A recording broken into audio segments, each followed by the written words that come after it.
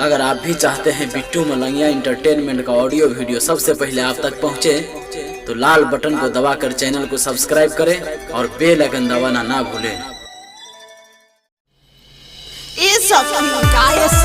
अरे चलो ना झिझिया खेले, चली चली। देखो सब गोली सा रोनिया नेहा निशा सब गोली सा पूजो गोली सा। अरे हमरा के न कहला में चलो ना जीत चले। तो चलो हम के खेला चले। presented by Bittu Malangiya entertainment. लेके चलो सखी झिझिया बसावरिया में, लेके चलो सखी झिझिया बसावरिया में। कला कला करवा तेल ये दियरिया में, कला कला करवा तेल ये दियरिया में। लेके चलो सखी झिझिया बसावरिया में, लेके चलो सखी झिझिया बसावरिया में, लेके चलो सखी झिझिया बसावरिया में। चलो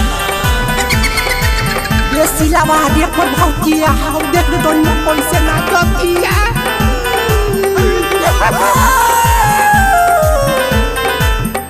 अजमेर रिकॉर्डिंग स्टूडियो दिल्ली।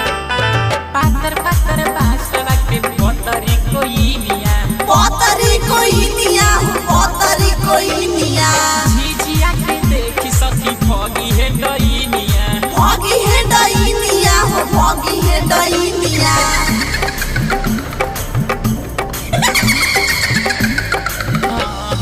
पातर पातर बासरा के पोतरी कोई निया। झिझिया के देखी सखी भोगी है डईनिया। बारा जो गोटंग होला ये नगरिया में, बारा जो गोटंग होला ये नगरिया में। लेके चलो सखी झिझिया बसावरिया में, लेके चलो सखी झिझिया बसावरिया में, लेके चलो सखी झिझिया बसावरिया में।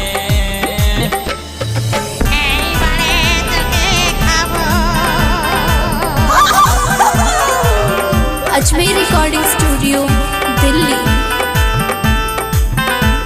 Mix by Ramu Kamina on the beat.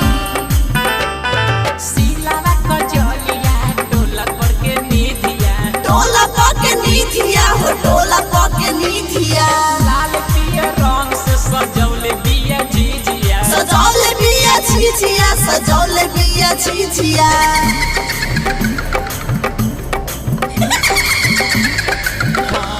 सिलावा Kajaliya टोला पर के निधिया, लाल पियर रंग से सजौले बिया झिझिया। रिपु गुडू मिली है भोर हरिया में, रिपु सोनू मिली है भोर हरिया में।